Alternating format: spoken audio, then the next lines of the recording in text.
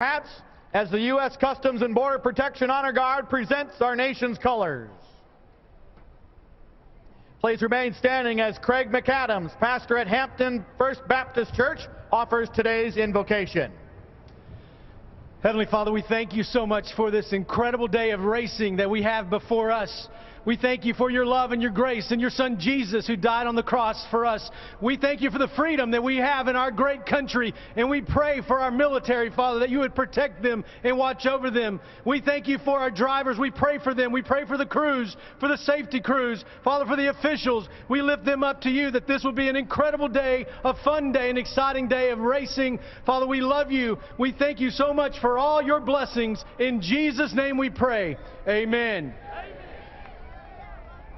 Ladies and gentlemen, here representing the Red, White, and Blue Tour and raising funding and awareness for our military veterans is United States Air Force veteran Rick Schrader performing our national anthem. Oh, say, can you see by the dawn's early light what so proudly we hailed at the twilight's last gleaming, whose broad stripes and bright stars through the perilous fight o'er the ramparts we watched were so gallantly streaming, and the rocket's red glare, the bombs bursting in air, gave proof through the night that our flag was still there. Oh, say, does that star-spangled banner yet wave o'er the land of the free and the home of the brave? Let's hear it for Rick Schrader and his performance of our national anthem. Coming up, we go racing at Atlanta Motor Speedway for the first time ever in the month of February. You can see the green flag drop on Fox Sports 1. Welcome back to Atlanta. We are only moments away from the drop of the green flag. And of course, last week, Kevin Harvick was the guy calling the race, helping us on Fox Sports 1. And today, someone else will be joining Adam and Michael in the booth. Let's get to know our newest analyst. Brad Keselowski grew up in Detroit, and when your dad's a racer, it's easy to come up with a career choice, and a good choice it was. Brad won the Xfinity Series championship in 2010, an old-school racer who put NASCAR on the social media map, tweeting while on the track at Daytona, and then claiming the Cup title that same year. The first champion to hoist the title who was born in the 1980s. I think that makes Michael Waltrip and Adam Alexander feel a bit old today, boys. A nice trio, though, nonetheless. All right. Thank you for that, Danielle. And you thought that was going to be embarrassing. That wasn't bad at all, our little pictorial I was there. really nervous, Adam. There's a lot of material out there to embarrass me. Hey, we are glad you're here, 2010 champion, and I guess we should turn the corner and talk about what we're going to see in this race here today. Atlanta, one difficult facility. Oh, we're going to see a lot of action, that's for sure, like we said earlier. And I'm really looking at three drivers. Joey Logano from the pole, Michael. Then I'm looking at Kevin Harvick. He's always so good here and has incredible long-run speed. And then Kyle Larson. 4 top 10s and 4 career starts at Atlanta Motor Speedway, both in Cup and Xfinity Series. He's going to be tough to beat as well.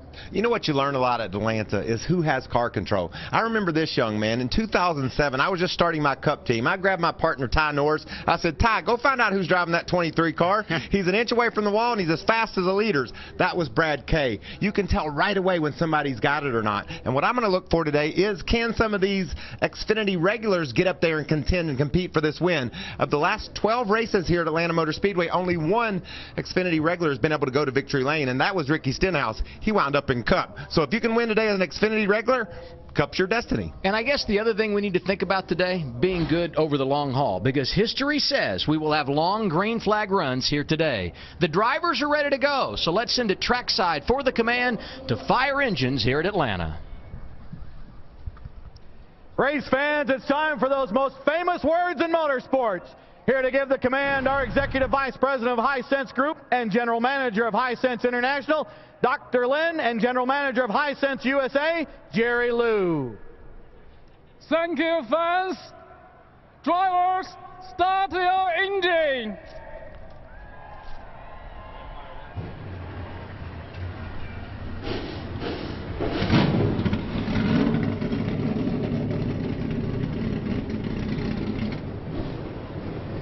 The engines have fired, and 40 Xfinity Series drivers ready to do battle at Atlanta. Last week it was that guy, Ryan Reed, who got his first career victory. We talk to him next from the driver's seat on Fox Sports 1.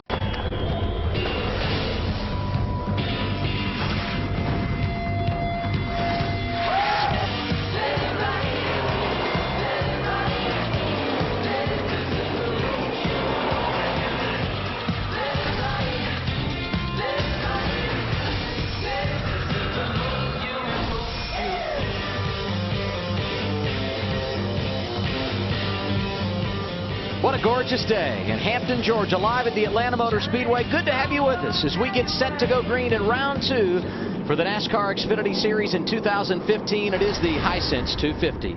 And now we go from the driver's seat. Brad, go ahead with Ryan Reed.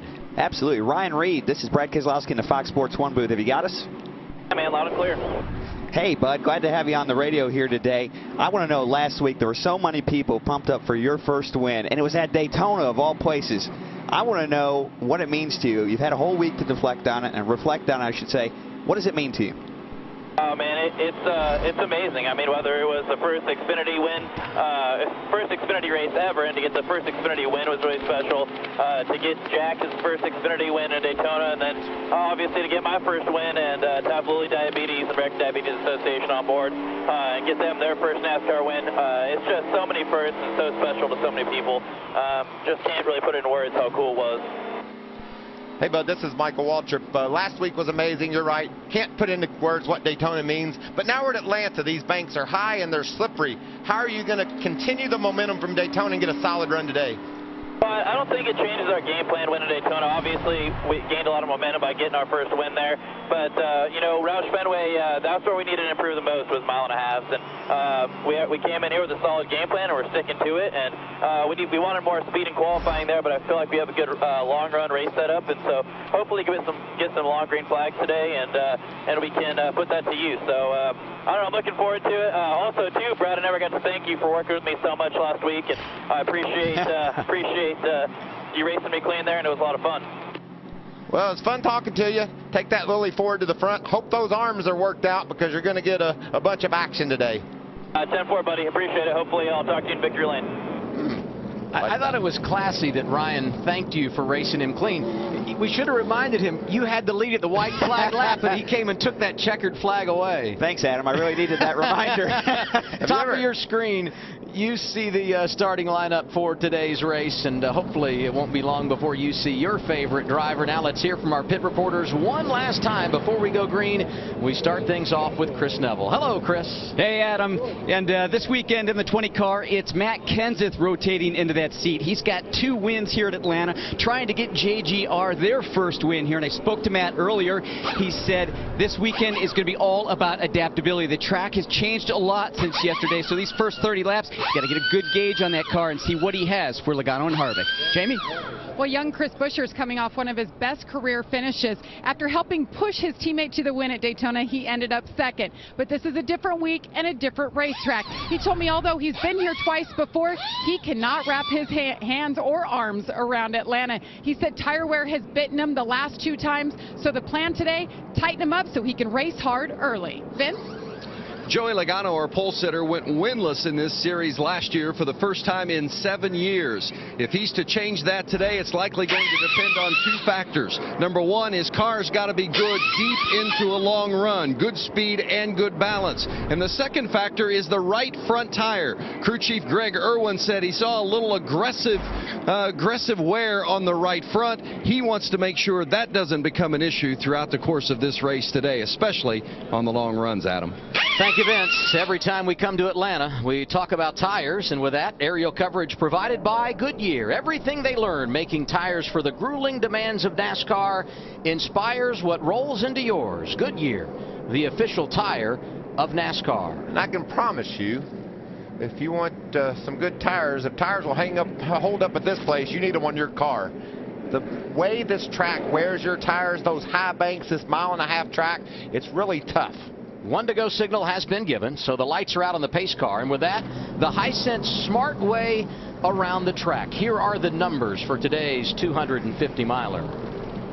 I'm looking at that air temp, Adam. Last time we came here was September, Labor Day weekend. It was 90 degrees. Now it's 52 degrees. A lot different setup than what it took last time the cars were here. And when we were here in the fall, a 300-mile race. Today, only 250. A lot of pressure on these race teams to execute early, especially if you didn't get a good qualifying run. Yeah, and included the pit crews. Those guys are going to have blazing fast stops. We've talked a lot about tire wear and how abrasive the track is. That's what makes it so difficult to get to pit road, Adam. You come off the banks there in turn 3 and 4 running 150 miles an hour. Got to get that baby down to pit road speed. The tires want to slide. It's very difficult. A mistake here in this 250-mile race, midway or later, will cost you a chance to win.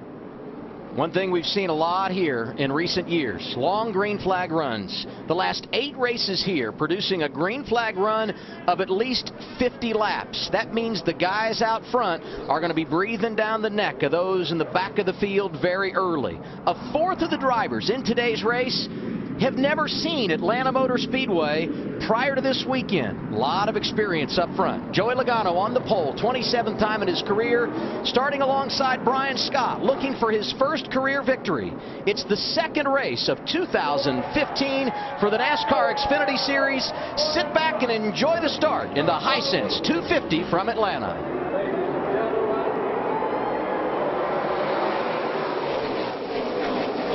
A little bit of wheel spin, Michael, on that outside lane. We see that almost every time we come to Atlanta. The second lane on the restarts and starts spins the tires really bad. So you can see it checked up Brian Scott and Kyle Larson. Yeah, you'll have to watch that for later in the race. That could be the key to getting a victory here. Getting off pit road, picking that inside groove could mean the difference.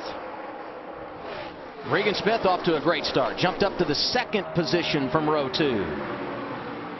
Gosh, you got to love Atlanta, Michael. 3 wide already off of turn 4. Great racing all the way through the field, just side by side. No surprise, Kyle Larson already flirting with the wall in that outside lane.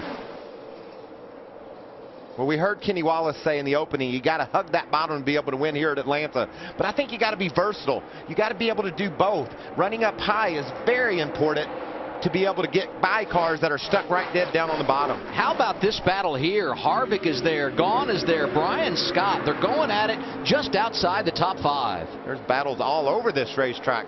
A big glob of cars up off turn 4 you see there at the top of your screen. John West Townley on the high side looked like he had a little bit of trouble off turn 2 that lap before. I don't know if he got in the wall or what, but he lost all of his momentum. And there goes our from the driver's seat racer, Ryan Reed, around him.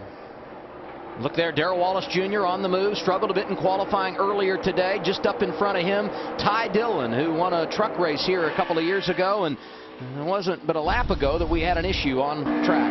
Yeah, we were talking about Townley getting loose. See, he gets loose there and hard into the outside wall. Struggling out ahead of you guys high. Just keep coming on the bottom. That's 25. Half back, very bottom.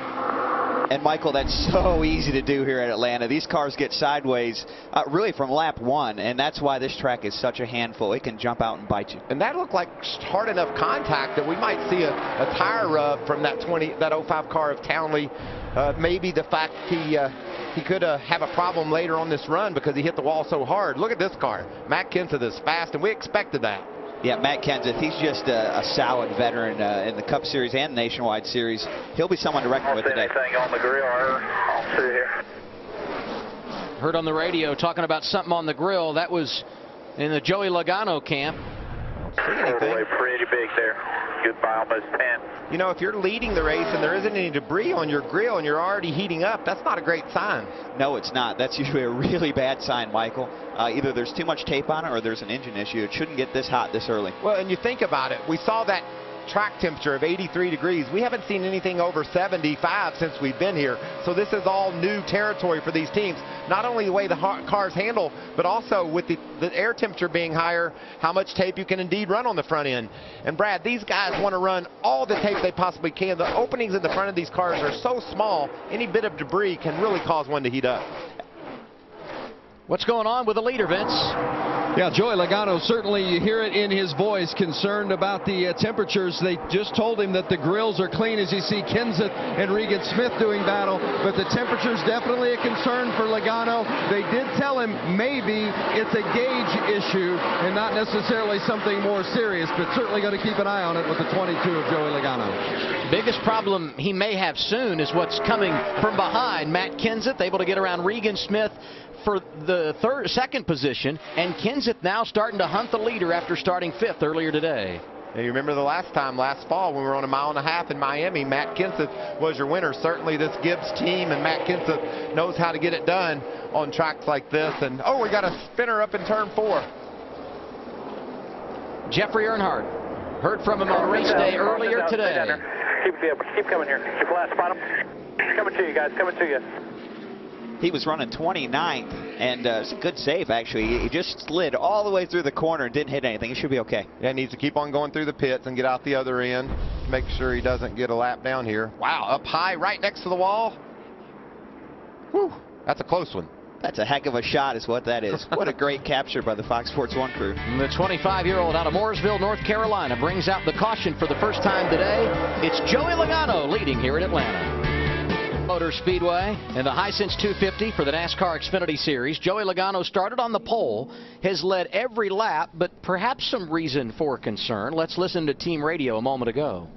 Remember, we had a little gauge issue in qualifying there, so keep that in mind and keep an eye on your water pressure. Water pressure. Oil temp's down, so I'll just go off of that for the rest of the day for you. Ready, you know the math you got to do. Yeah, so what he's talking about here, guys, these radiators cool both the oil and the water, and they run a split between the two temperatures. So you know if the temperature is way different between the two, that the gauge is probably wrong. So this radiator and this package for the Nationwide Series should be anywhere between 10 to 30 degrees split between the oil cooler and the radiator water cooler, which makes the engine run. So if you see a bigger difference than that, you know the gauge is broken. That's what he's trying to explain.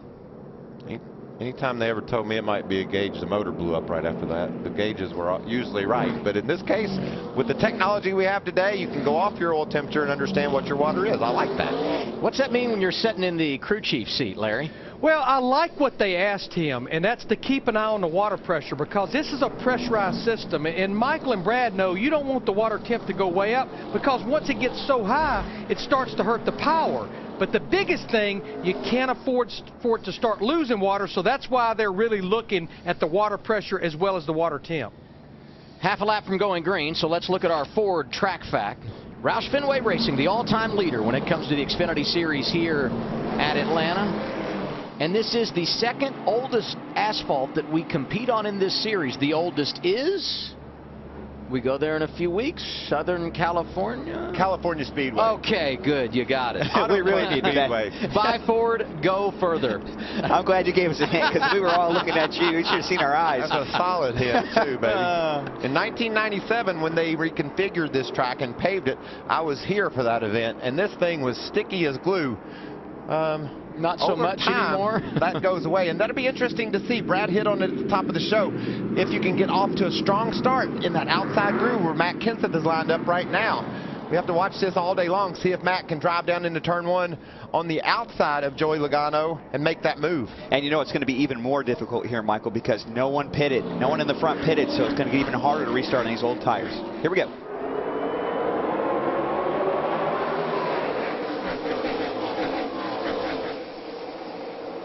Not bad. That's why Matt Kenseth shows he's a pro.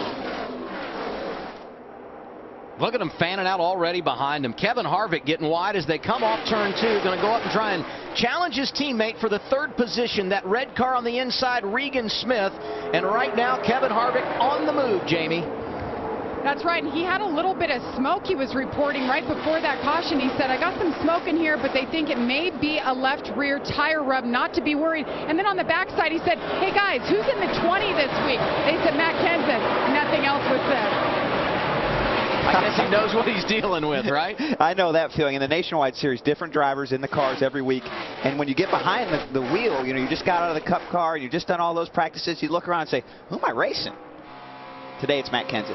What a power move that was by Kevin Harvick on the start to jump up to that 3rd spot. You can see on the bottom Chase Elliott in the Napa Chevy. He's hooking the bottom, and the car on the outside, that's Brendan Gaughan, and you could just bet that he's going to be scrubbing that wall all day long. He loves the high side, and he's able to take advantage of that groove.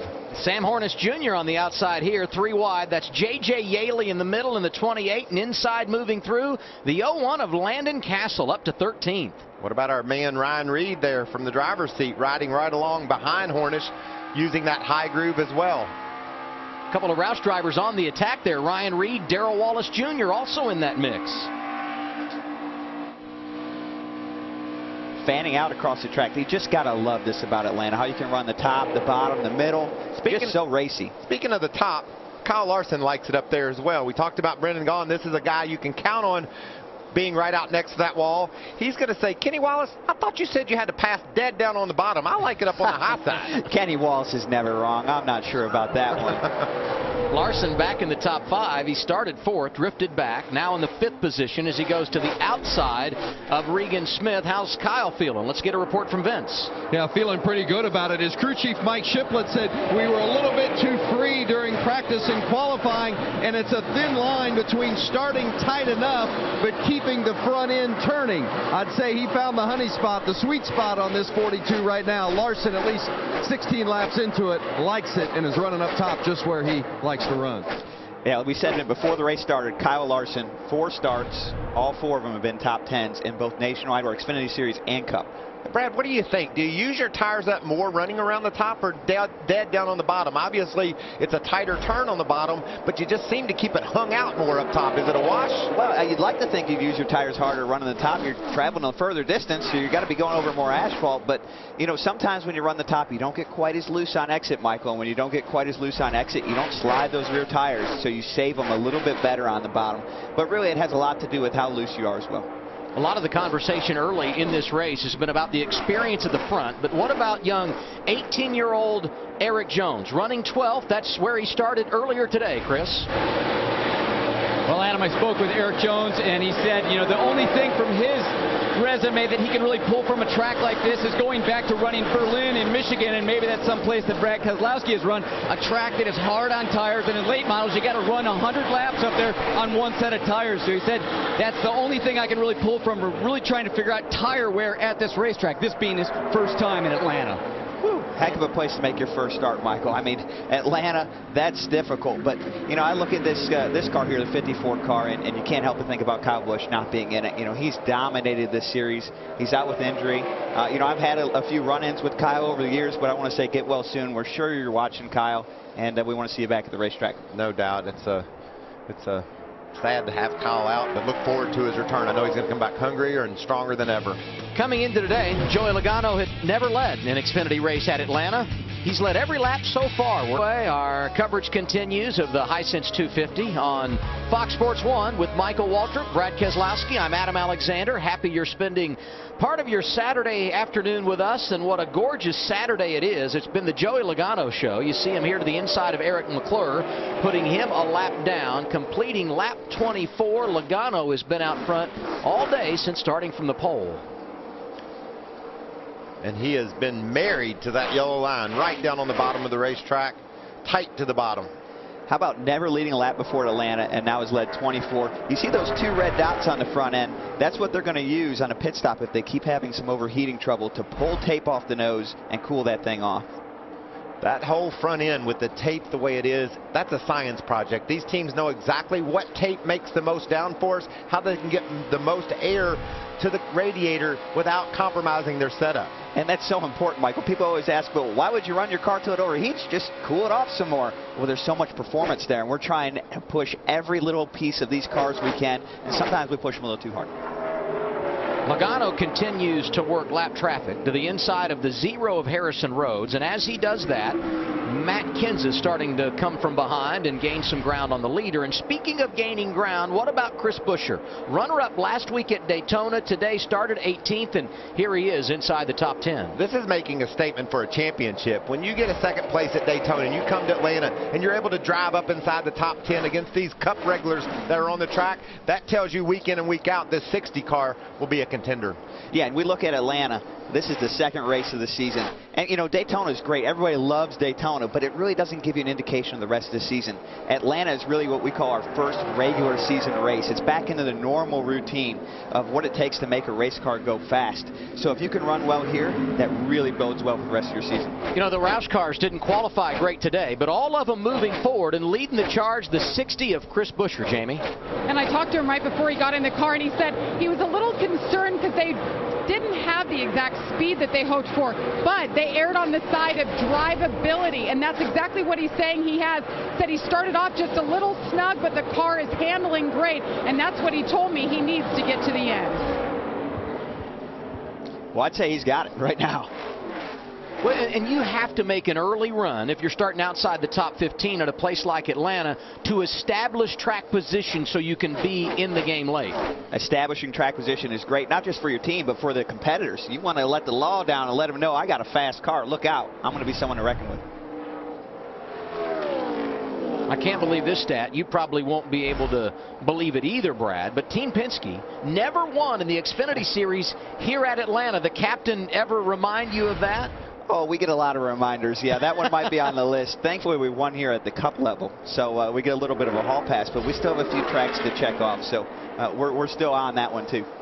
I don't think JGR has ever gotten to victory lane here either, which is amazing with this driver lineup that they have, and both those cars are running 1-2 right now, Penske and JGR. Matt Kenseth chasing down Joey Logano, and there's a team that's won here.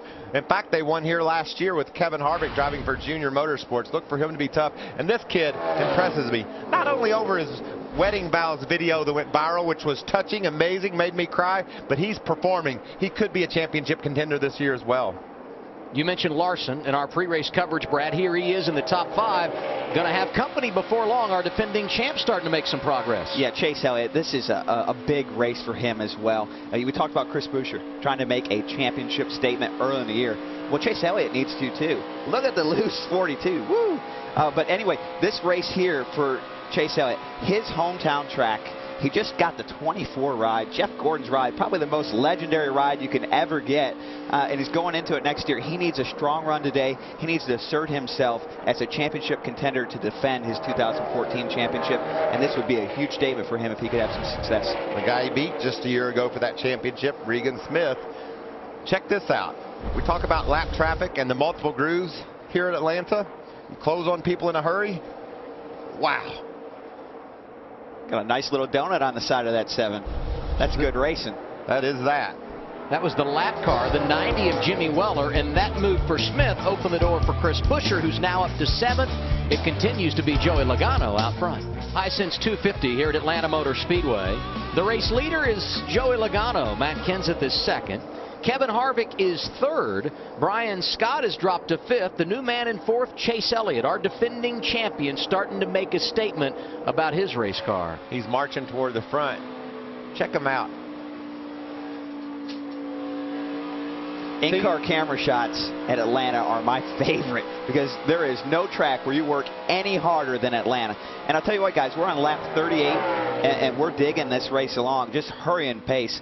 And I'm looking at this and thinking, these guys have already got qualifying runs on their tires. They're lap 39 now. These tires are worn out, and racing is getting tough. And you know, you can look at his hands. Look at the way Chase Elliott's wrestling that car. We heard him wide open in qualifying around this track. Listen how long he's out of the gas. And when he gets back to it, he doesn't get back to it very hard, Michael. That's a, oh boy. Look at his hands. He's all over that steering wheel trying to hang on to that baby. That tells you how tough driving a race car here at Atlanta is as these tires get some laps on it. That's a great shot, guys.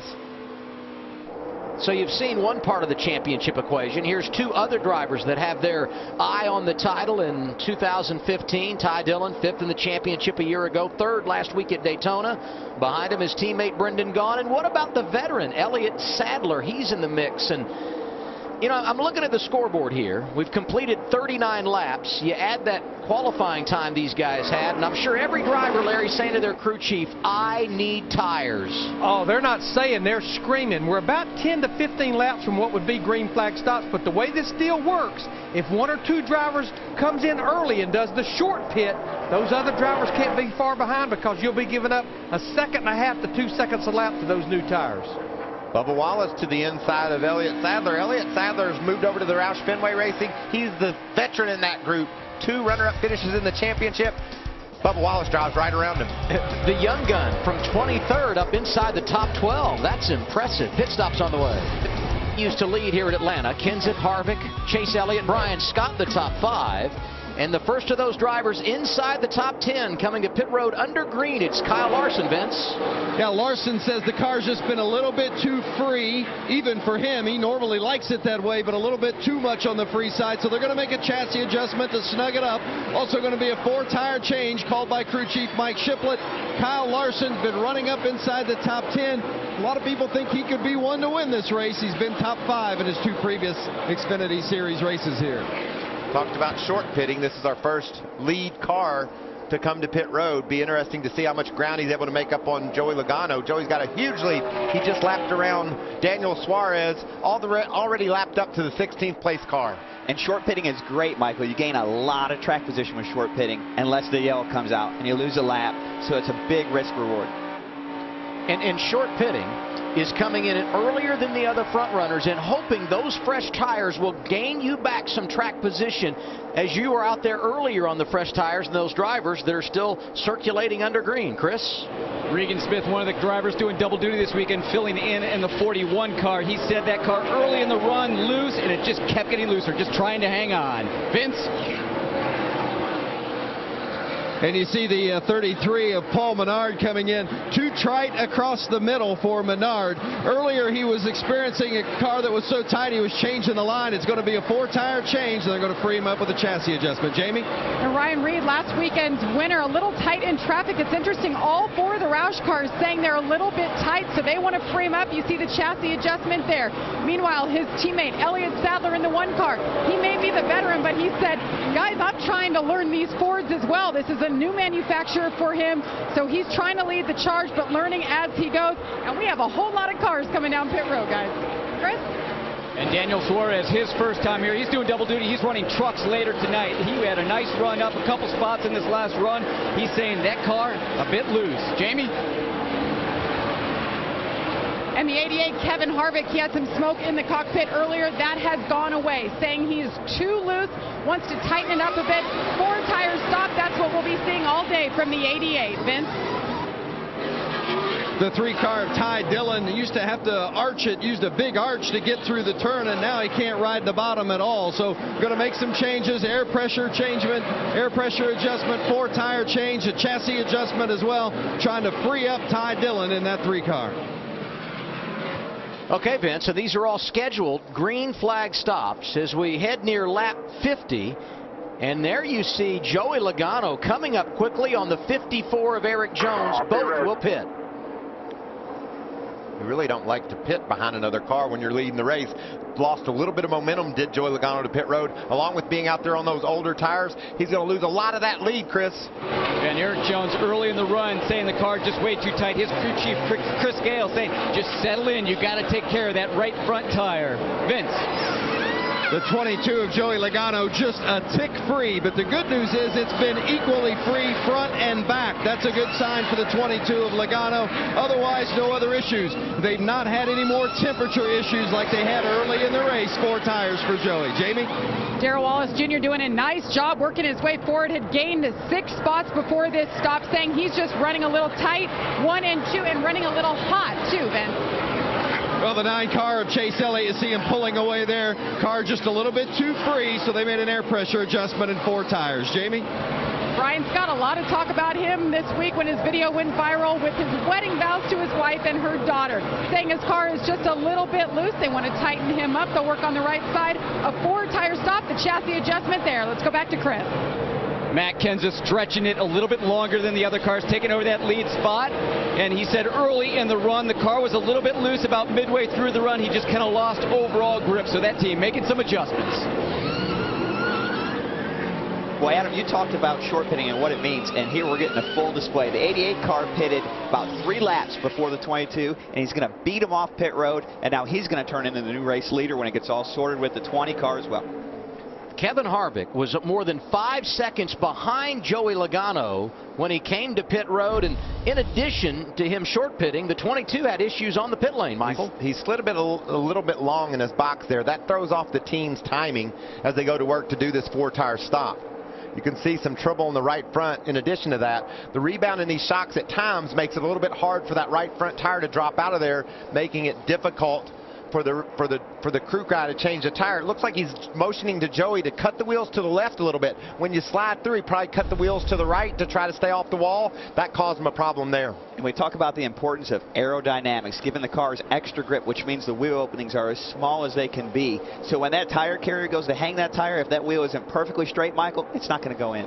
So when that cycle of green flag pit stops began, it was Joey Logano out front. He's now second to Kevin Harvick. You see the difference there. It was Matt Kenseth running second when the pit stops began. He's back in the third position. Chase Elliott is fourth. Kyle Larson is fifth. Paul Menard, Chris Buescher, Regan Smith, Brian Scott, Ty Dillon, your top 10. And you know who really benefited with Joey Logano's misfortunes? Ryan Reed and Eric Jones. We saw the two come in to pit road right next to each other, Eric Jones and Joey Logano. And now Eric Jones has got another second or two gap, so he doesn't have to worry about going a lap down. That's a huge break for a young guy making his first start at Atlanta. And that tells you that young guy did a good job getting on and getting off the pit road. That's a lot of times where rookies will lose a lot of ground trying to figure out how to hustle to pit road. They've heard so many horror stories about sliding their tires and missing pit road. And sometimes they get freaked out, but not those two. And you saw the sequences there as far as lap times, the 2 laps on a green flag pit stop. As a driver, you know, and as a crew, one of the great places to make up track position, a cycle of green flag pit stops. And that's why the old familiar face is out front here at Atlanta. He's won 3 times at this facility. 2 in a row. Kevin Harvick in charge at AMS. Earl Wallace Jr. running 11th, and boy, he's bottoming out here on track. Yeah, that car's been bottoming out since they got to Atlanta, but it's fast. You know, you want that car to be as low as it can possibly be, but you don't want it dragging that much. And it's going to be its lowest, Michael, right after green flag pit stops, and that means you're hauling the mail, too, if you're dragging the ground.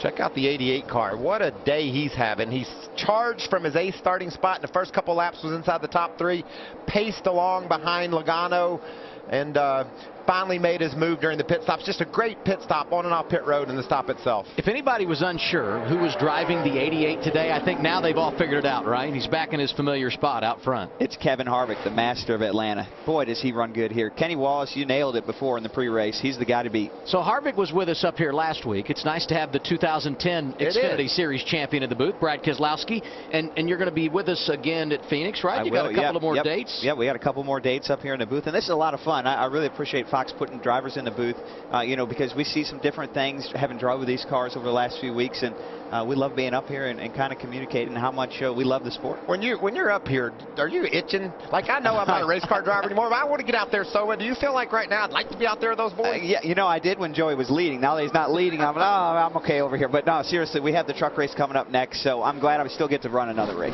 Yeah, and for those who weren't with us earlier in our pre-race coverage, up top, Brad's a TV guy. Down low, he's a race car driver. He's got the fire suit on because he came from Sprint Cup practice, and as he said, he's getting ready to go racing in the Camping World Truck Series. I'm wearing the racing equivalent right now of a tuxedo T-shirt. Right. Well, exactly I mean, you're all business up top and party down low. So you've got it. You're ready to roll too, aren't you? Oh gosh, guys! It's the Michael Waltrip look. Run the Daytona 500, flash over to the Hollywood Hotel for post-race coverage. Look here at Paul Menard. He's had a fast car this weekend, won last season at Michigan. And here's the guy that we've talked a lot about. Started 18th, worked his way up to 7th, running 8th right now after the cycle of stops. The young kid for the Roush Fenway organization, Chris Buescher. And I'm a big fan of Chris Buescher. The job he did at Daytona, he did just what he had to do, pushing his teammate for the lead, and steady and solid. A win last year at Road America. He can get it done on the big tracks, the road courses, and he's getting it done here today on the 1.5 mile. Yeah, what I'm most impressed by, he won on a road course. A nationwide regular won on a road course. That's incredible. That's what really impressed me about Chris Buescher. You can see, too, he's not shy about running that high line. He dove in really high, run the middle of the track, just doing whatever he can to try to figure out a way to get around Paul Menard. And that's what Atlanta's so famous about, using different grooves to make your moves. You do enough of these races, and if you've been watching the Xfinity Series over the years, when you look at this car, you immediately think Kyle Busch, you immediately think out front. We all know Kyle's back at home in North Carolina, resting, recuperating from those injuries suffered a week ago, but I think the machine's in pretty good hands, Kyle. Eric Jones, very impressive this weekend, running 12th right now. He's 14th. He's a lap down, too, so he's the first car lap down. He'd love to see a caution fly right now and get back in this game. As with a lot of these guys, they need a reset. You know, they've been through a green flag pit stop. They've lost all their track positions. If their adjustments have worked, they need a caution so they can get back in the game. Guys, real quick, I want to talk about the dynamics of the Xfinity Series. The Cup teams, Penske and JGR, have won the last 2 owners' championships in this series, and they're just really tough to beat. Have the majority of the wins year in and year out. But this year, different than any other year, both teams have taken a lot of their personnel and moved them over to the Cup side. Jeremy Bolins and the 22 Nationwide team from last year, most of them are gone. They left to run the 21 car with Ryan Blaney in the Cup Series. And then the 54 team, well, they moved over when Carl Edwards' new team got started, and they moved over to the 18 Cup car. So both teams are in what we would call a reset or a reload period for all of their personnel. So it's not quite fair to really judge Eric Jones today. This is really the first race for what is essentially almost a brand new team at Joe Gibbs Racing with the same car number and paint scheme. Talked about Eric Jones being a lap down. He's now the second car 1 lap down. Kevin Harvick drove around Elliott Sadler, who is 13th. Logano, Kenseth, Chase Elliott. Brian Scott, 163 laps complete in the Hisense 250 at Atlanta Motor Speedway for the NASCAR Xfinity Series. Harvick, Logano, Kenseth, Chase Elliott, Brian Scott, the top 5. No big surprises there. And maybe the one surprise we've seen today is a guy that's drifting in the wrong direction. Kyle Larson finds himself 9th. Loose. I think we're loose. What do you think, Brad? Loose and on the apron. That's not good. Wow, look at that save. You just can't appreciate how hard that is to do and how hard you have to work as a driver to save a race car when it gets that far sideways. We saw earlier in the day Jeffrey Earnhardt spin out in turn 4. These cars are driving that way almost every lap. And the good cars and drivers can hold them there and not spin out, and the bad cars and bad drivers can't. Since I saw that big slide off turn 2 for Larson, I've been watching him. He's tried the high side, he's tried low. He's just loose. The car will not stay up under him, and he's losing positions. Last time around, Regan Smith went around him for that 8th spot. And the problem is, Adam, the leaders are coming. Kevin Harvick is running really fast lap times. He's lapped all the way up to 13th. He's working on Brendan Gaughan to put him a lap down. Last lap, Kevin Harvick was a half a second faster than Kyle Larson. That's amazing. Harvick's out front. Logano is second. Matt Kenseth riding 3rd, looking for his 3rd win at Atlanta here today. Listen in. I think he's having fun, you know? Yeah, 10-4. That's a plus. I just can't hear him with the background noise. I don't know what it is. Yeah, I'll try to work on his mic there and under caution if we ever get one. But we're good on 1 more stop. 1 more stop. That's good news. They are in the window. And as many green flag laps as we're reeling off, it won't be long before these drivers are wanting to come back down the pit lane, Chris. And last time, Adam, they kept him out a little bit longer, so he lost some track position because obviously not as fast on those tires. Right now, Matt Kenseth talking about lateral grip in that car. That's what he needs to try and catch that 22 and 88 in front of him. But like we also heard, the team and me having a little bit of typical time hearing what he's saying in that car. Talked about Brendan Gaughan. There he is, sideways, trying to hang on for everything he's worth to the lead lap spot. And the leaders are lapping all the way up. This is 12th place. Well, and just in front of them, Darrell Wallace Jr., who is 11th, also in danger of going a lap down. And Larry, 85 laps to go in this thing. So what are you thinking as far as strategy for the stretch run? Well, I think what Mike Wheeler was trying to tell Matt Kenseth, that's Matt Kenseth's crew chief, is a Sunoco fuel run here is about 54 to 58 laps. So any driver that pits north of, say, lap 105, which is, you know, a good 25 laps away, that means that could be their final stop. Now, what this also says, they're going to have several sets of new tires sitting in the pit, so any late race caution, I think you'll see a scurry on pit road of drivers getting fresh tires. Where is that balance for a driver when you say, bring me in, I want to give up track position, put on 4 fresh tires for the stretch run? When the leader laps all the way up inside the top 10, everybody's going to come get tires. They know they're not going to lose that much track position. Tires are so valuable here, so this is playing right into these leaders' hands. The more cars that Harvick puts a lap down, the simpler the strategy becomes. If there's a caution late, give me tires. Absolutely, Michael. Couldn't have said it better. And this race always comes down to that late race pit stop. Who can put on tires? Who saves their tires? How's it going to play out? 1 year ago, Junior Motorsports won 5 of the 12 mile-and-a-half races, and boy, I'll tell you, Harvick's really got it working today, Jamie. Yes, he does. It's same results, even though this is a new team. It's the first time he's run the 88, first time with the crew chief. And he's saying right now that his car is still loose, but they went in the right direction when they went down on the track bar last stop. Now, we've talked a lot about Kyle Busch and pre-race.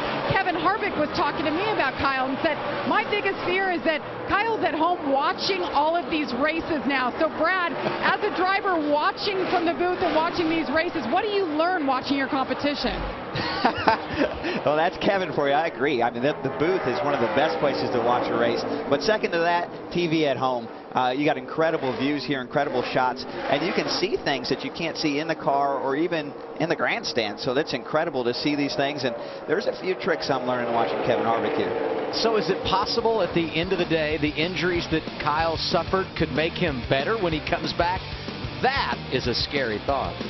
Kevin Harvick was slicing through the field, building up that lead. It's gone. Caution is out here at Atlanta Motor Speedway. Harvick has the advantage. Joey Logano is second. Matt Kenseth third. Chase Elliott, Brian Scott the top 5. And this caution, exactly what Kyle Larson needed. Running 10th, 1 lap down, gets the free pass. And it's exactly what our leaders needed. They need to come to pit road, make another adjustment. Harvick has proven that he's got the fastest car. So I'm going to work on it if I'm 2nd through 10th, running up beside that top 10 with a chance of doing something with him. And if I'm Joey Logano, I'm thinking, woo, I got a shot to get this lead back on pit road. I've got the best pit stall. It's time to redeem ourselves. Pit stops will come at lap 87. The leaders coming your way now, Chris. And Matt Kenseth currently in 3rd. He's saying, guys, we need to work on the drive off. The car just a little bit too tight. The nose not going where I wanted. When I go back to throttle or stay hard in the throttle. Jamie. And Brian Scott in the 2 had a slow stop last time around. Meanwhile, the 88 of Kevin Harvick said he's just a little bit loose. They went a little bit more track bar and a 4-tire stop in. Joey Logano up top, upper right hand. It's a little bit too snug. 4 tires, air pressure adjustment, some tape on the front end. The 9 of Chase Elliott, he says it's not too bad. Don't change much. It's 4 tires, an air pressure adjustment, and a little bit of a chassis adjustment for the 9 to help him. The 88, first one off pit road. A 12-second stop for the group out of Junior Motorsports. Comes in the race leader and leaves the same. And obviously, everybody getting 4 tires here at Atlanta. We'll reset the running order when we return. Kevin Harvick leads 87 complete here at Atlanta Motor Speedway for the NASCAR Xfinity Series. 74 to go. Kevin Harvick leads this race. Joey Logano is 2nd. Matt Kenseth 3rd. Chase Elliott 4th. Brian Scott scored in 5th, but he was penalized. Too many men over the wall. And the 54 and the 1 of Eric Jones and Elliott Sadler, too many men over the wall. So a big weekend in NASCAR here at Atlanta Motor Speedway. It continues next. Race 2 in 2015 for the Camping World Truck Series. The setup on the air at 5 p.m. Eastern Time here on Fox Sports 1. Then tomorrow, all about NASCAR's Top Shelf. It's the Sprint Cup Series. Folds of Honor, Quick Trip 500, 12:30. You can watch the coverage live on Fox. Adam, did you relay the message down to the 2 of Brian Scott that he's been penalized? Well, I didn't, but my confirmation was that he was penalized, right? I did hear that correctly. You did, and he's sitting in the stiff spot. Right, set him to the back, Jason. There he goes. I think he's peacefully objecting. Too many men over the wall. We got too many men over the wall. That's an interesting call. And you thought that probably meant what, Brad? I think that probably means another team grabbed the tire. We've been seeing this for year over year on NASCAR pit stops where another team in the pit stall next to you collects the tire for you so it doesn't go out of the box. And the new officiating system, it's been known to call that person as one of your own team members, and then that's too many. The race leader is Kevin Harvick. He chooses the inside lane. Green flag goes back in the air as we put lap 90 on the board here at Atlanta. What about that start Matt Kenseth gets from the inside of row 2? He's able to push Harvick down into turn 1.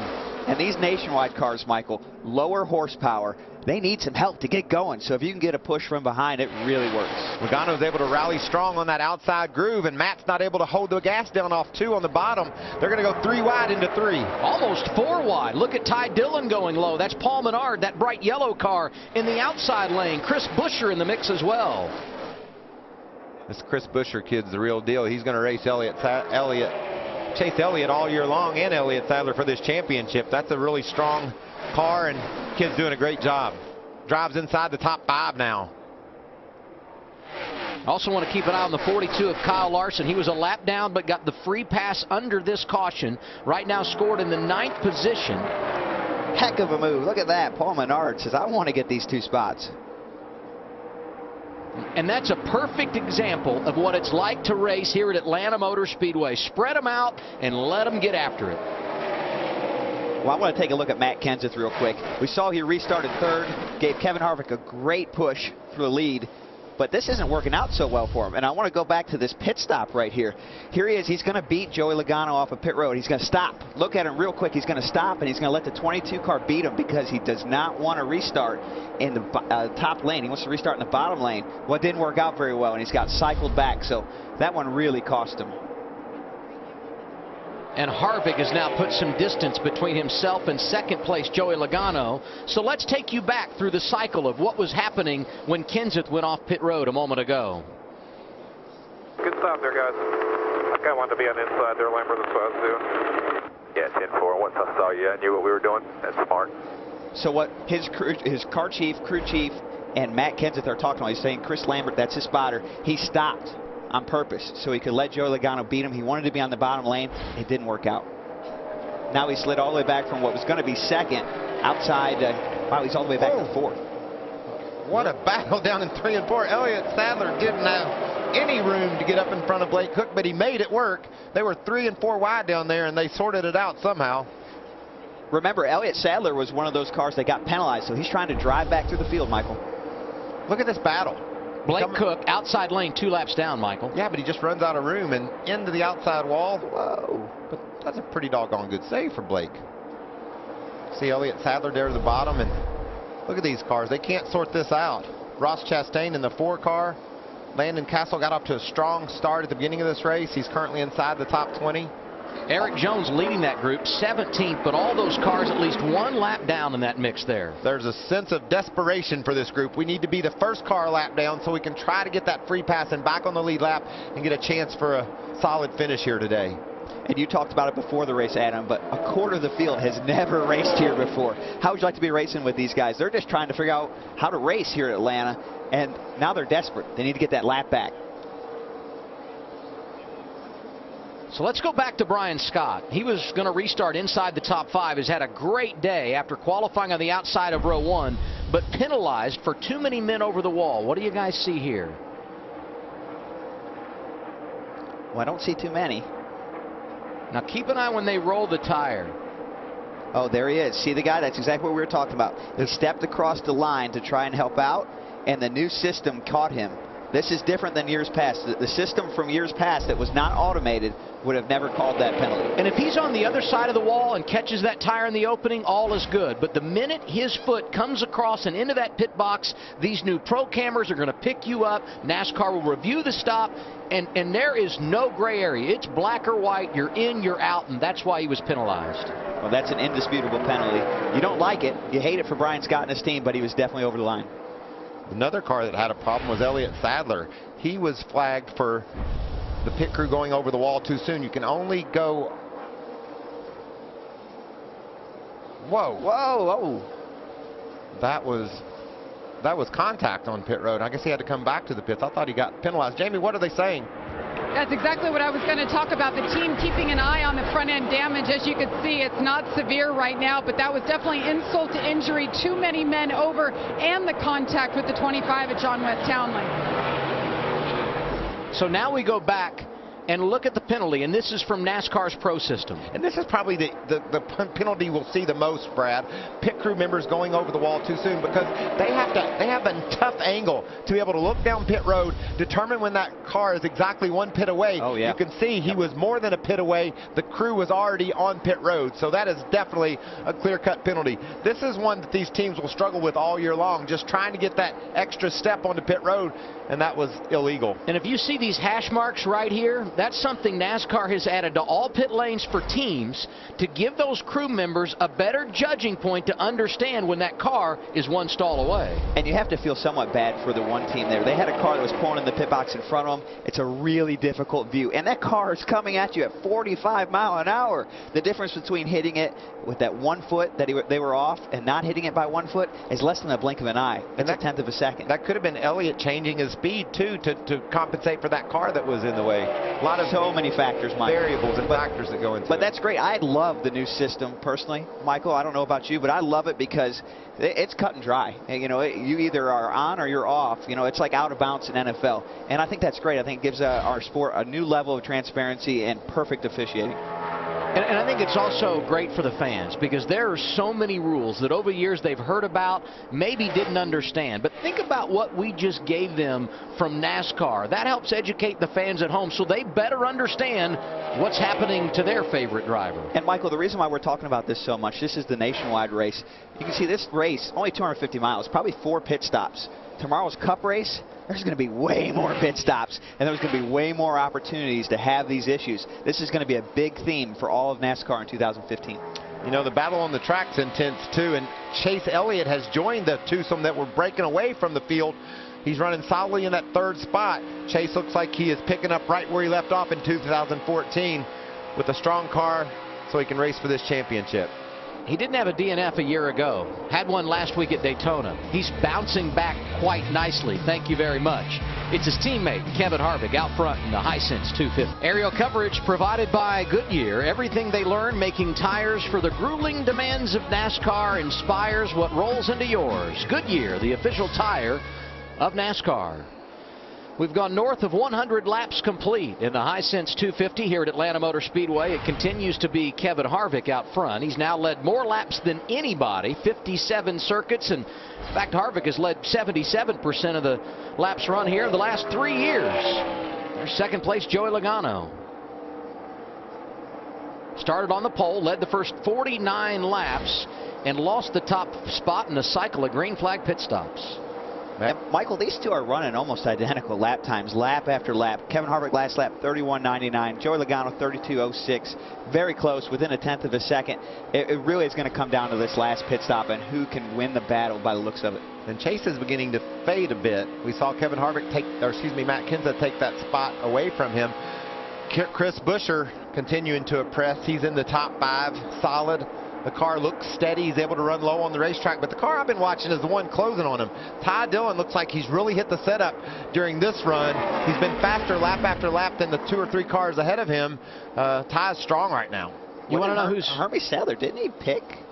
No, it wasn't Hermie. It was Kenny Wallace. Kenny Wallace. Yeah, after the 3 cars, started back in the 17th position. Look at that strong move to the inside into the top 5. Ty Dillon talked about before this race started, they were dead focused on winning a championship in 2015, and he's got the speed right now that says we can do just that. And his teammate coming behind him. There's Paul Menard, who's in the 7th position. Behind him, the 3rd of the junior motorsports entries. That would be Regan Smith, and we offer our congratulations to him. This week brought home a new baby boy. Rhett. Baby Rhett. Born at 2:45 in the morning on Wednesday. He said it was just a normal Tuesday. I said, man, you had a good week. He said, no, I had a great week. I think he did. And he's going to make the start tomorrow in the Sprint Cup Series as well. Next up, the man that was 1 lap down on our last caution got the free pass. Right now, Kyle Larson scored at 9th, Vince. Boy, Larson described his car as loose, loose, loose. I mean, it got 3 looses. It was so loose and such a handful for Larson. And I'm going to show you what the right rear tire looked like when they pulled it off, and maybe you can get an understanding. Look at the wear on that right rear. And they changed everything but the number on this car during the pit stop. Track bar, wedge, they put a rubber in the left rear, air pressure, everything they could change to try to snug that car up.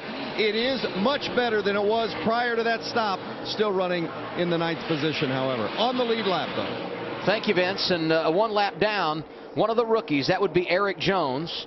And we just had some contact on track between Eric and the one of Elliott Sadler. Both these machines 1 lap down.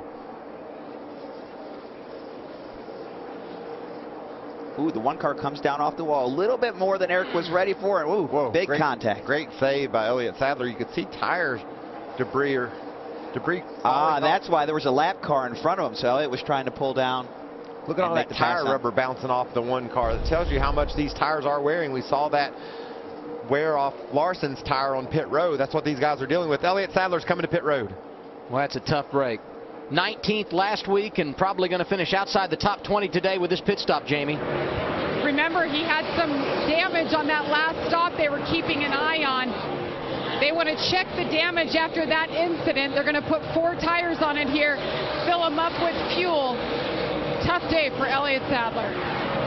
And he was battling for 15th right there with Erik Jones when that happened. He's definitely not going to get 15th back. Now, the good news is here, though, if this cycles through, he'll be okay. So while he's probably not going to get back inside the top 10, have a chance to win this thing, he could rally back, maybe get that top 15 finish.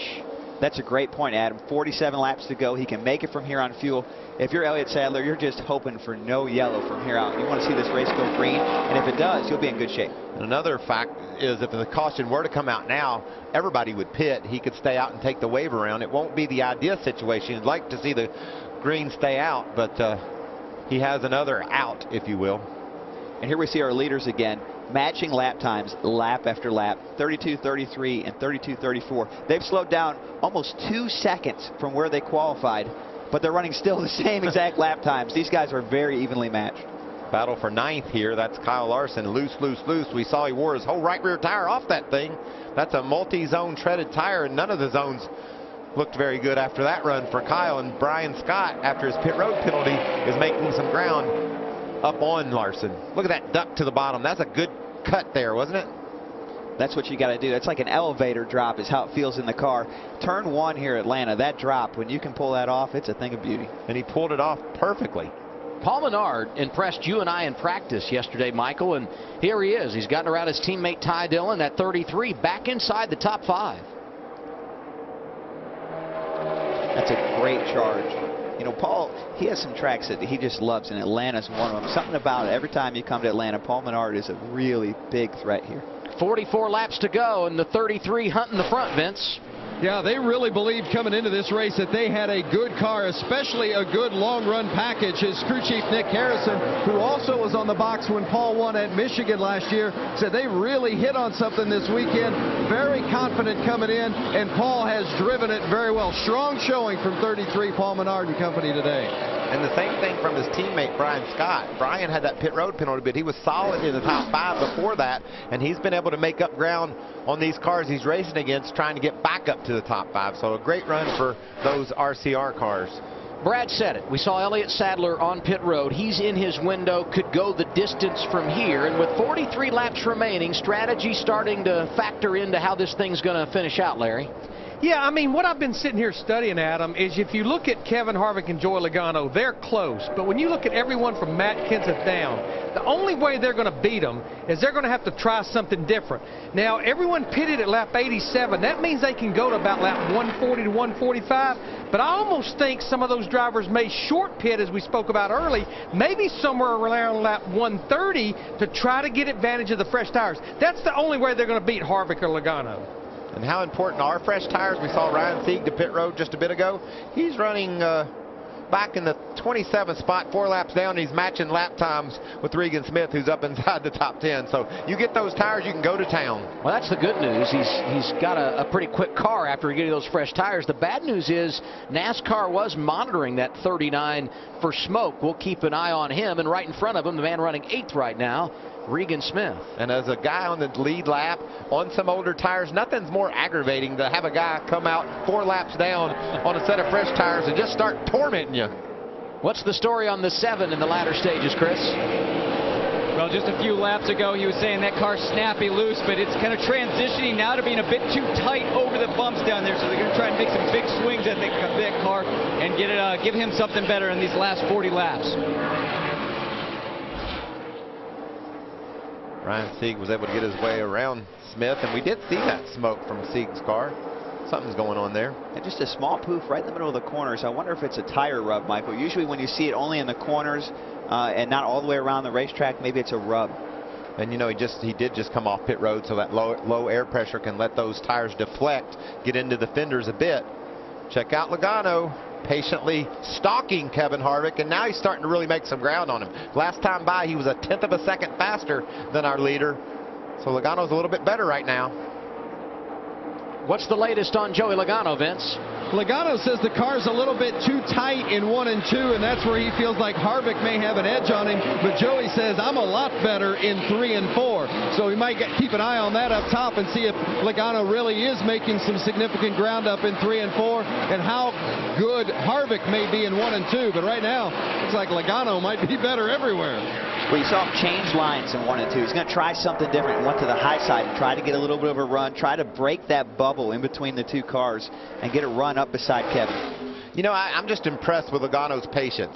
He sat there and run within 100th of a second or two of Harvick for 20 laps. But he just stayed after it and stayed steady, and now his car is coming to him. Looks like he's got the better of Kevin.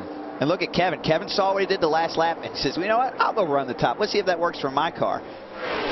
Go around the 13, which is a lap car. New race leader with 37 to go. Logano down low in front of Harvick, and now the 88 trying to reel that double deuce back in as they go to 3.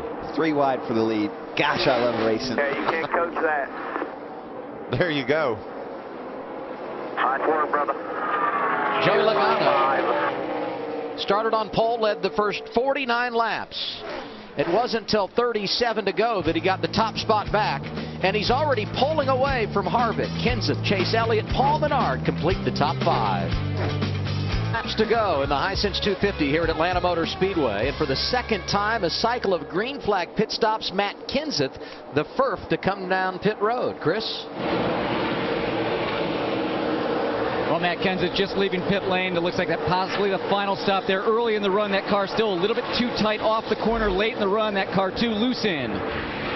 What you got to do now is throw the dice, boys. Logano has proven that he's the fastest car. If you're going to win this race, you're going to have to short pit, try to trick him out of this win, Vince. Remember when Kyle Larson was loose?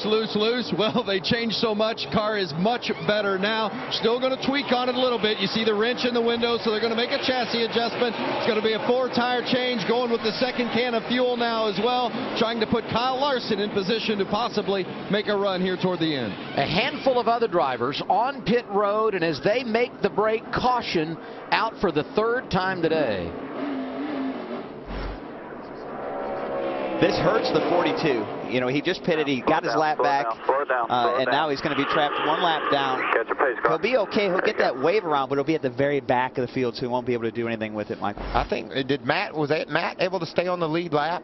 No, Matt lost the lap. So Matt will be a lap down. He'll have to take the wave around as well. So he'll be all the way behind all of the cars, even the ones 1 lap down. It's just an advantage for the leader right now, I think. Joey Logano can come get his fresh tires under caution.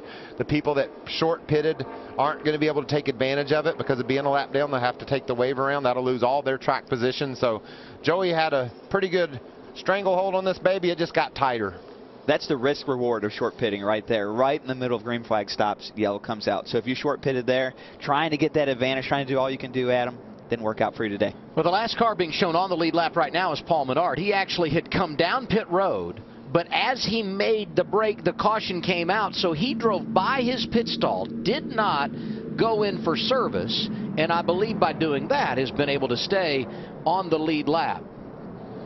Right at the very tail end of the field. So right now there are 8 cars showing on the lead lap. When it cycles all around, we expect at least 2 of them to wave around back to the lead lap, but they'll be, again, all the way at the back of the field, along with the free pass to 20 car of Matt Kenseth. And with Matt Kenseth having that pit stop made and getting the free pass, tough break for Darrell Wallace Jr., who, when you look at big picture, was the first car 1 lap down before this cycle of stops got underway. Now Darrell says, darn it. Boy, that's frustrating, isn't it, Michael? You're doing what you need to do. You're in the lucky dog spot. You're just, please, give me a yellow, give me a yellow. And the yellow comes out, and you don't get the lucky dog because someone else pitted. But that's racing. And he's obviously not in a position to take the wave around here because you got to have tires for the stretch run of the race. There goes the 42. Now, the 42 is actually waving back to 1 down. He was trapped for a second there at 2. And I think that was an error with the caution car. So they're going to wave him back to the back of the field so he can go around and take another wave around. So 28 laps to go. Under caution for the 3rd time today. If you're just joining us on this Saturday, The race leader is Joey Logano. He started on pole, led the first 49 laps. A cycle of green flag pit stops put Kevin Harvick out front. He led 74 laps. Matt Kenseth also led a few laps in that exchange. Harvick is now second, Chase Elliott third, Ty Dillon, Chris Buescher the top 5. This is a key pit stop at this point in the race. We've seen how important getting that inside line is on the restart. If Harvick can beat Logano off pit road, he's proven he can outrun him for 15, 20 laps. Will that be enough to get him to victory lane? I think this is the race, Michael. Who wins this pit road battle is probably going to win the race. Here they come with 27 to go. Jamie? Kevin Harvick led 74 laps already, so the car's a touch tight, but let's not adjust it. We're going to put 1 can of fuel in. That should be the adjustment we need, and 4 tires. Vince? Ty Dillon just a little bit tight off each end, so they're going to make an air pressure adjustment and give him 4 tires as well. Joey Logano a little too tight, also wrenches in the window to try to free him up, 4 tires. Chase Elliott, it's an air pressure adjustment and a chassis adjustment. He says when he arches it the way he wants to, he can't get back down to the bottom. And it's a race off pit road going to be won by Kevin Harvick. Second, nice job, guys. Nice second job. time in a row. And that's also how they got the lead, is through a cycle of green flag pit stops. Best place to pass, right, is on the pit lane drivers? It's a lot easier. That's a beautiful sight right there if you're Kevin Harvick. He'll be in charge with 27 to go here at Atlanta. Support Folds of Honor and its mission of providing educational scholarships to families of military members who have been killed or disabled while serving our country. For more information, visit foldsofhonor.org. 25 laps to go. Kevin Harvick leads. Joey Logano is second, and third for the restart, Chase Elliott. That killed us. We needed to be on pit road. That's all good. You never know that. Yeah, buddy, I couldn't get to you. I felt like I was going to lose a lot of time. It just would have been a perfect start on last week. It just would have been lucky. I mean, you don't know what's going to happen, but that would have been, like, really lucky.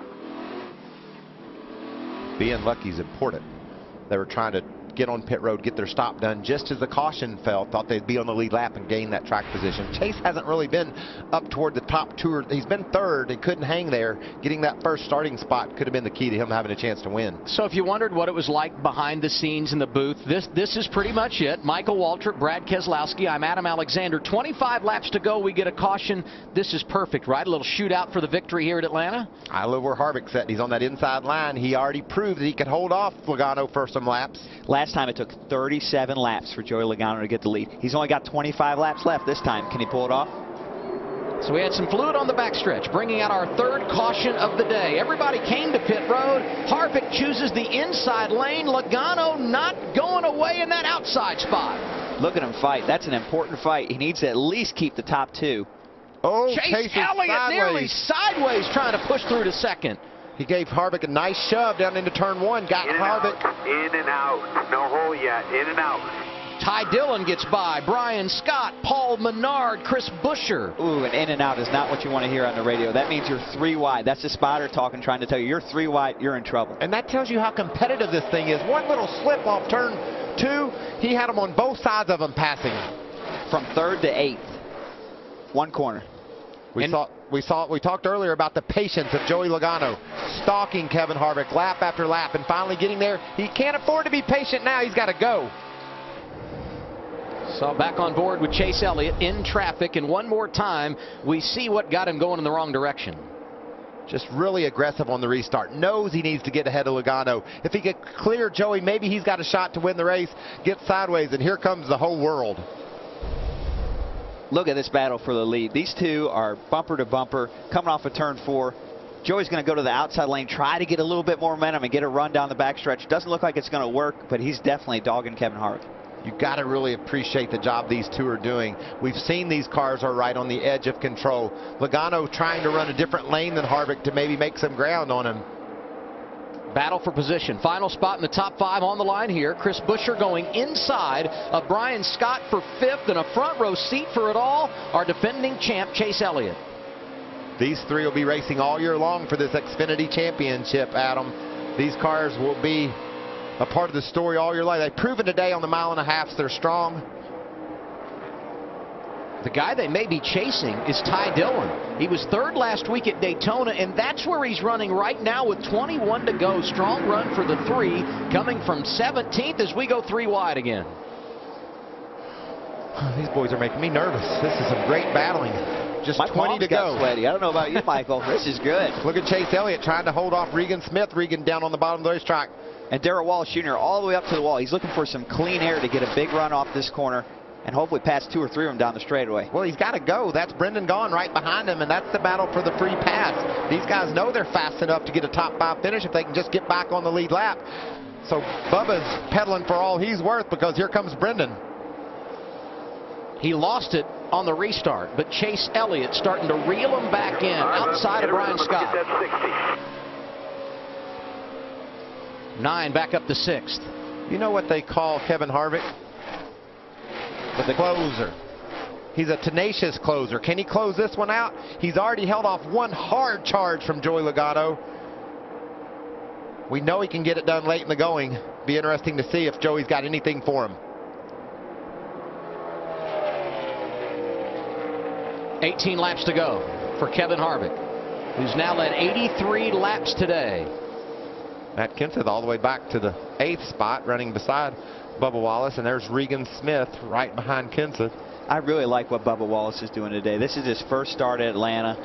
He just is really in a good rhythm, doing all the things he needs to do to run for a nation or Xfinity championship. There's a count going on, by the way, on Twitter right now. I'm at 6 times I've called it nationwide Xfinity, but this is exactly what he needs to do to go make a run for that championship. They probably just pushed it to 6.5 with that line. I caught it halfway. Thank you, Michael.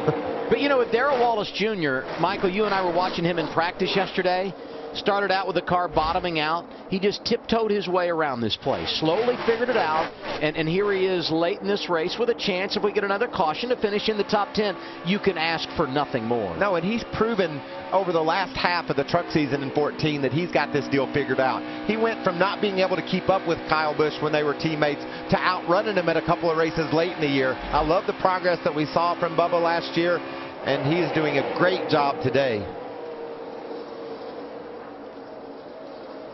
The advantage for Kevin Harvick right at a 2nd. See him there? And that's how that 1 second measures on track.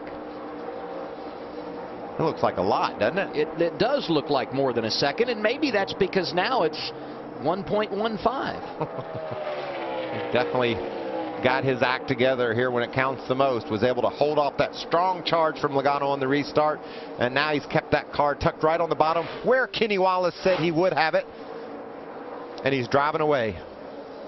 Leads up to a 2.5 seconds now. Brad, you talked about all the changes on that 54 team in 2015. This 88 group looks a little different as well. Dave Ellens, the new crew chief over there. No longer Ernie Cope, the safety valve for Kevin Harvick on the pit box here at Atlanta. But the results are the same. Let's go to Jamie. And things are working. Everybody's doing their job and doing it well. Now the pit crew is different as well. This pit crew, who by the way has been getting the job done all day long, is Jeff Gordon's Cup crew. And they just told me the plan is to keep them on this car all year long. So definitely getting the job done, keeping Kevin Harvick happy in the seat. He'll be real happy in another 14 laps. Well, you saw that lead that I said didn't look like a 2.5 seconds. It definitely does it now because Joey Logano is closing ground. He was able to drive up around the high side of the racetrack on that last lap and picked up about 0.4 of a second. He's up there again. Adam, what were you saying, 1.12? Yeah, now it went like to 0.65, back up to 0.8 of a second. That's where we're balancing here. And when you watch Joey, put us in his driver's seat. How much are you digging here, trying to find the perfect groove so you can maybe run him down? Well, what he's looking for is what I just saw off of turn 4, which was a little bobble out of Kevin Harvick. You see how it closed the gap. He lost about 0.2 with that bobble. You're just saying, please give me a few more of those bobbles. Anything. I need all the help I can get. And I know what Joey's thinking as well.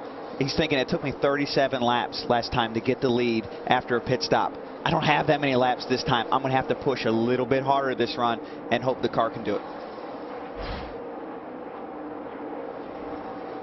That's a solid corner for Logano. It looks like his car's starting to come to him and gain some ground despite the lap traffic there off turn 4. That was a really strong run on the bottom. Let's see if he goes back to the top in 1 and 2. That's where he's been lately. And he's also hoping to catch a few breaks with these lap cars, just like you were talking about, Michael. Just maybe one gets beside Kevin and slows him down just a little bit, and he can get a little bigger draft down the straightaway. And just think about the power move that the 22 made on Harvick when he passed him last time. He just came up off turn 2 and drove right around him 3 wide with lap traffic. Well, it'll be tougher to pass old Harv, the tenacious closer, in the closing laps of this race. How about this? Paul Menard running 4th, but perhaps not for long. Chris Buescher's impressive drive continues.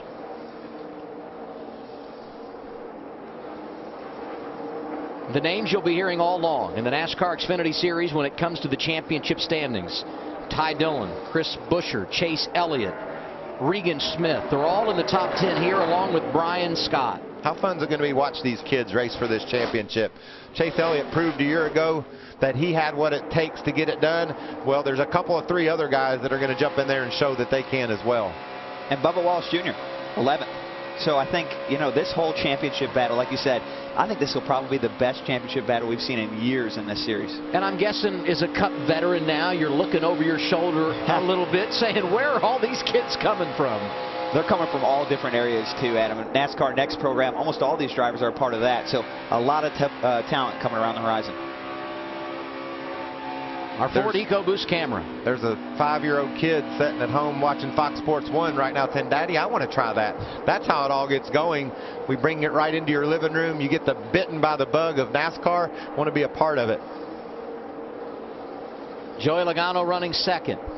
And when he was a youngster, he came here to Atlanta running Bandoleros and Legends, hoping someday to get a chance. He got that chance, and now he's a Daytona 500 champion. So many other young guns hoping for the same. Among them, Chris Buescher, a runner-up last week at Daytona, now up to 4th as he goes inside of Paul Menard. 8 laps to go, now 7 at Atlanta. Let's listen in to Joey Logano with 7 remaining. Loose wheel here, it's pretty bad. You know, I was curious about that because of that last pit stop. Hitting just as few lugs as they think possible in order to have the fastest pit stop they possibly can. This is something you might get ready for the rest of the NASCAR season. If there's a late pit stop at a track like this, those crew guys are going to hit 3, possibly 3.5 lug nuts, and that's it. They want to get off pit road and get that track position. Yeah, NASCAR's new rules for 2015 say that you can tighten as many lug nuts as you want to tighten. It can be 1, it can be 5, as long as the wheel doesn't come off. If the wheel comes off, you get a big penalty. But if it doesn't, NASCAR doesn't mind. Where in years past, they used to check to make sure you had all 5 on. You police yourself, and the fewer lug nuts you hit, the faster your pit stop is, obviously, and the handling will continue to deteriorate on that 22 car if he does indeed have a loose wheel. It starts to wobble more and more, makes it harder to drive. And boy, Atlanta, as fast as Atlanta is, whew, you do not want to have a loose wheel here. If that wheel does come off, it's going to hurt. Paul Menard starting to fade late. Here comes our defending champion, Chase Elliott, at his home track to the inside, trying to gain a position back in the top 5. The lap car to their outside, that's Eric McClure in the 24. That last time around, Menard scored in the 5th position, but side by side as they go into the corner and off of turn 4. Good run off turn 4 by Chase. He's able to clear Menard, grab that spot away. Up to 5th goes Elliott. It's a nice rebound after that restart. Oh, big time. Got to figure that wheel is loose. We see Joey fading here. Made a big charge on Harvick there 5-6 laps ago. Now he's going away.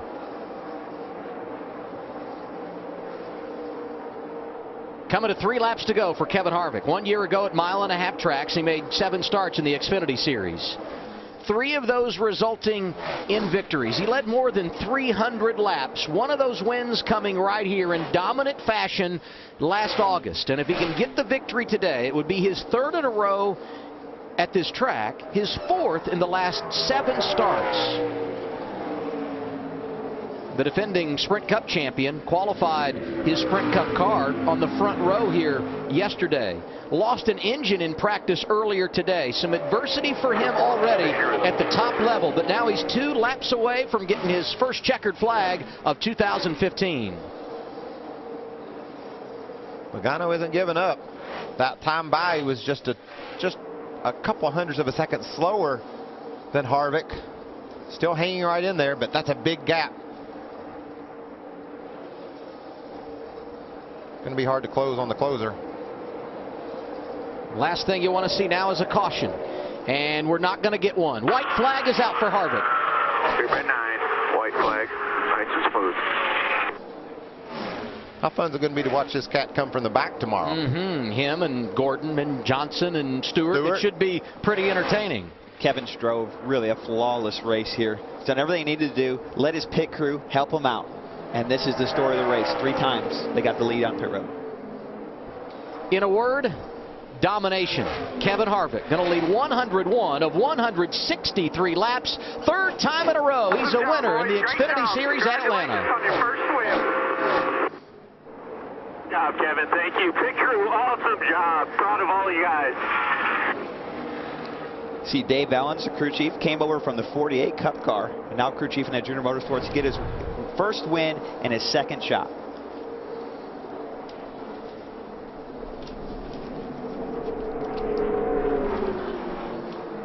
Junior Motorsports got 9 wins a year ago. They picked up right where they left off. 2nd race of the season, Kevin Harvick celebrating a victory again. For the NASCAR Xfinity Series, surprise, surprise, Kevin Harvick a winner again. And now our high-sense smart move of the race, the battle off pit road. And this was a no-nonsense, high-sense smart move of the race because that pit crew got the job done. We're able to come off pit road past Joey Logano. Joey's got the prime pitting spot, but his team delivered when it counted. And that wasn't the only time they did a nice job today. Multiple times. Great job on pit road. 24 Cup pit crew looks really good today. It always feels good when you're a winner. Let's hear from Kevin Harvick. Vince?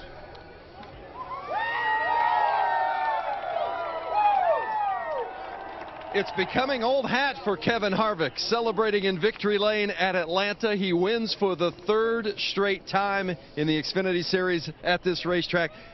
Perfect pit stops. It didn't seem like you put a wheel out of place all day long. A dominating effort, led over 100 laps.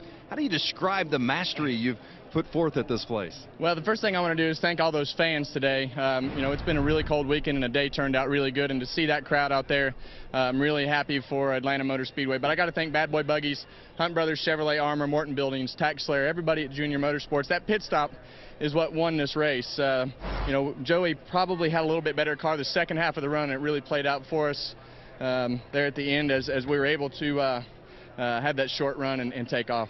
It looked like Joey was going to catch you there in the late stages of that final run. He had a wheel that was vibrating and coming loose. Were you fearful that he had a better car down the stretch in those last 20, 15 laps? I knew I needed to take off. I thought his car was a little bit better as we got to about lap 20, and he'd start reeling us in from that point on. But on all, these guys on this Bad Boy Buggy Chevrolet did a great job today. Awesome pit stops all day long, and we were able to you know, make up some ground there on that last pit stop, and now we get to enjoy the cold Budweiser in victory lane. Junior Motorsports in victory lane. Kevin Harvick wins at Atlanta for the 3rd straight time. Jamie? Well, Joey Logano leads 59 laps, brings it home 2nd.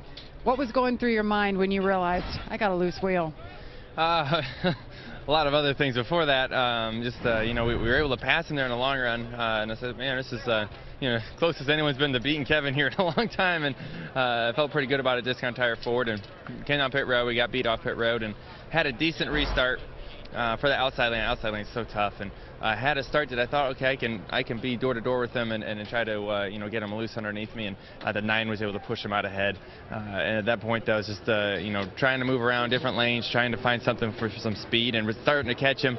And then I just had this huge vibration. Left rear was just loose. So at that point, it's just trying to survive and hope the left rear didn't pass me and hang on to our blow.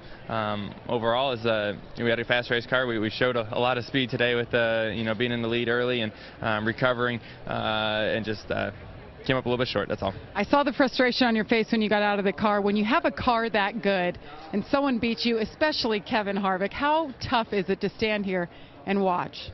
You know, I mean, it's racing. You know, it's you know, we did everything we can do. I feel like as a team we tried our hardest, and we'll come back and you know, fix our mistakes and learn from our mistakes and come back I'm gonna keep running this Xfinity race until I win here. I keep running it every year, and I finish second every single year, and I'm so close. So I'm gonna keep doing it until I get it. All right, Joey Logano will have another shot at it in 2 weeks at Phoenix. Let's go over to Chris. Well, Jamie, Matt Kenseth was running the top 3 for most of this race, but Matt, that final pit stop, you guys got caught out with that caution. Yeah, I thought we had a top 3 car most of the day with our Main Street Bistro camera. We just had to pit a little early. We saw what Kevin did by pitting early, and once he took the lead, he couldn't. Nobody could catch him and pass him back. So just try to make the call to make a few seconds up on those guys, and just the caution came out at the wrong time. And once he got it back, I don't know why. It was just it's the hardest it's ever been in the past year. He just really couldn't get around anybody. Matt Kenseth comes home 8th. How about those last 2 guys we heard from? Team Penske, Joe Gibbs Racing. The organization's winless here in the Xfinity Series. In fact, in the last 7 races, one of those 2 teams has finished a runner-up. That, of course, includes today when Harvick got the checkered flag. 88 car last week at Daytona. Today he's in victory lane as a winner, celebrating with his driver, Kevin Harvick. And another solid run for Ty Dillon. 2nd straight week he's finished 3rd. Let's hear from him. Chris? Well, Ty Dillon started this race in 17th. Ty, we talked after qualifying. You were pretty disappointed. You come home 3rd. You've got to be happy with that result. Oh, yeah, I'm pumped. I'm still a little disappointed with our qualifying effort, but our race car is awesome. Danny and the boys have really been working hard this offseason, and I think it's just a little bit of a taste of what we're going to bring this whole year. I'm excited. I can't thank Wesco enough.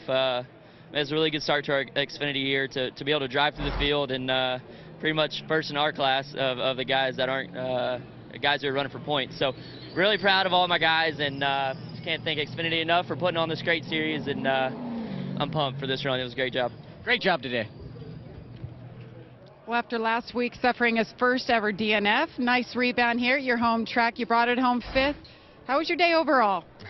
I didn't think it was as good as we'd like it to have been, for sure. I thought we were in a really good spot there on that last restart, and got absolutely sideways down there 1 and 2, and I guess it could have been a lot worse, but just still, it's kind of my mistake there of trying to go too hard with those guys leaning on the outside. It's just hard to get going on the bottom. Just I was trying really hard to clear the 22 to give ourselves a chance, but nonetheless, we had a solid day. I think the positives were pit stops were really good, and I feel like we had a fast car. I just didn't do my part there at the end of the race. So that's 2 times in a row here, unfortunately. So we'll try again next week at Vegas, and now that we kind of had this first 1.5 miles done, we can go and hopefully try to build and get better for next week.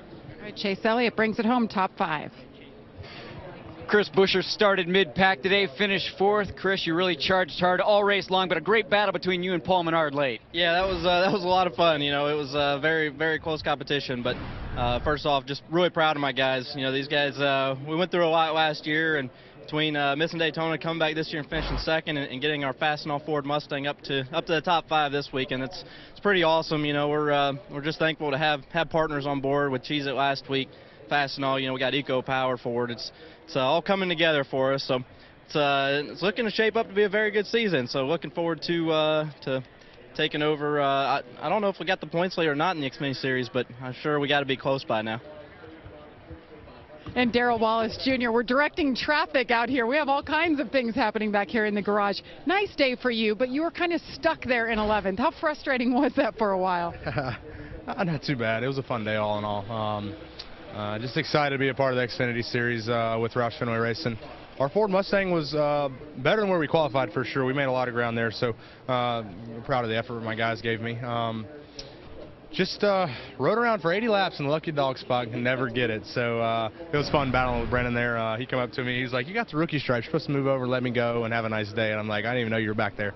So good racing with him. But hey, we couldn't advance our position by that. We get caught in the right spot at the right time. Well, I guess it'd be the right spot at the wrong time. But all in all, a good day. We'll go on to Vegas, I think, your hometown, and have some fun. My hometown. Is there anything you could take away from? We race at 1.5 mile tracks all year long. Anything you take away from today, maybe looking forward to Vegas? Yeah, this was new for me. I've turned many laps on a little track. Last time I was here, I did win. So I came home a little short of that today. But no, we'll go to Vegas. I've been there in the trucks. We ran really good there. Finished 2nd to Eric last year. I think we got a good foundation for me, balance-wise. We'll just go and have some fun, be smart, and we came home with a clean car today. We plan on doing that every race of the year. Nice job for the rookie. Darrell Wallace Jr., let's go over to Chris. Eric Jones coming home 13th today in his first run at Atlanta. How was it, Eric? Well, it was a long day. Unfortunately, it wasn't the run we were looking for, but wish we could have started where we ended the race at car handling wise. So Monster Energy Camry was fast by the end. Just wish we could have started there. So unfortunate we didn't have a better run, but we learned a lot. Really a good baseline of where to start here for some more mile-and-a-half races. Hopefully help them on their Atlanta program. So we'll go back, get it better, and hopefully go out and be stronger next time out. Yeah, next weekend in Vegas, he'll be in the 20 car. And Chris, first time to Atlanta, not bad for the youngster out of Michigan. Look at championship standings as Dale Jr. and Kevin Harvick celebrate. Chris Buescher, Ty Dillon tied at the top. Brian Reed, last week's winner, is 8 back. Darrell Wallace Jr. is 4th. Then it's Dakota Armstrong in the top 5. A defending champion, Chase Elliott, made up some ground. He's back inside the top 10 after last week's disappointment. More